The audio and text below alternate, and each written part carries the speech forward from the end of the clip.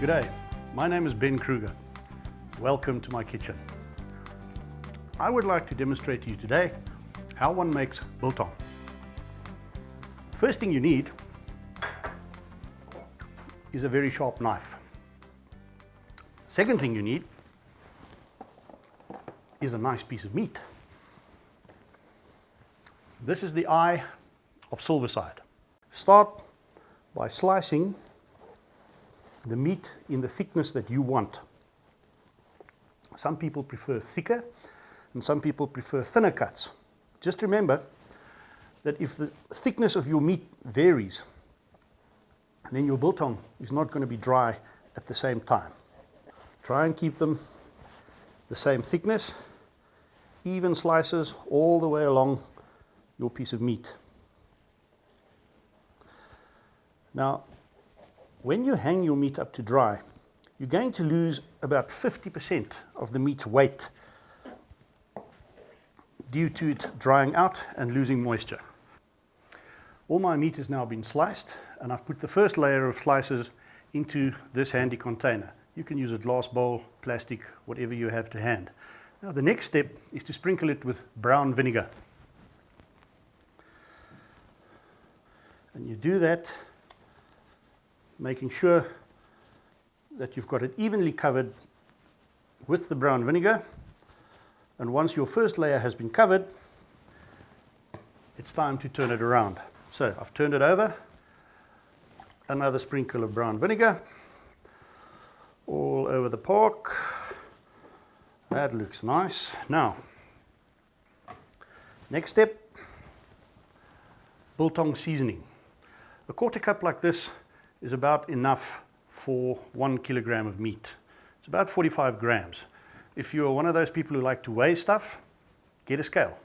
45 grams of biltong spice to a kilogram of meat. I just use a quarter cup.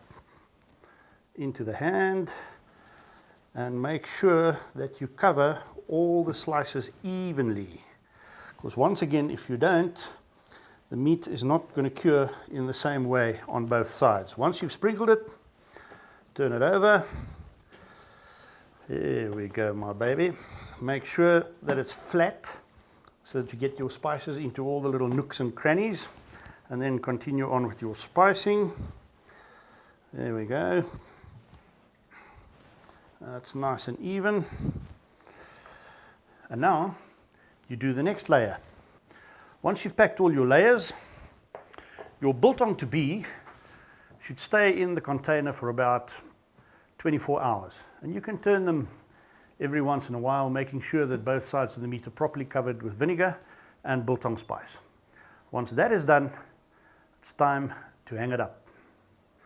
A really nice South African party snack is the chili bite. But how do you make it? Simple. It's very similar to biltong, just a lot smaller. Yeah, it's the difference between Jonah Lomu and Francois Hougaard.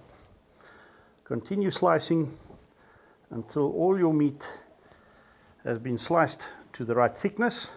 And remember, if you don't slice them to the same thickness, they're not going to dry evenly, and you're going to end up with some dry pieces of chili bite and some wet pieces of chili bite. And it is my contention that chili bites always taste a lot better when they are dry. I've now sliced all the pieces from my chili bite, and it's time to season them. Just as with the biltong, you start by sprinkling it on both sides with brown vinegar. And don't be scared to put on enough vinegar, because not only does this preserve the meat, it also helps with the taste. Right, next step, chili bite seasoning.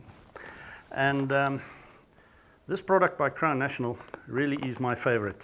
It gives a wonderful flavor to the meat, and don't be shy, just get it in there. It's a little bit like suntan lotion. You don't want to miss any spots, because then you don't tan evenly. Right, once it's covered on the one side, you turn it over and do the other side. Put it into your hands and put it over the meat. But a word of caution, don't rub your eyes before you've washed your hands.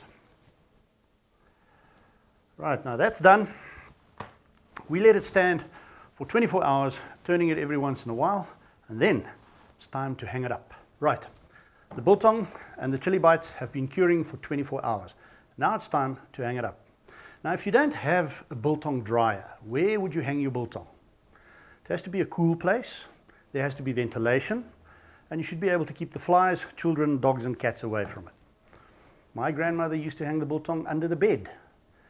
I'm not too sure that I'm going to do that with my Jack Russell. However, if you have a decent place to hang your biltong, the next thing you need is a hook. Now these little plastic hooks work very well. You put it through the meat, find a spot where it's not a lot of sinew.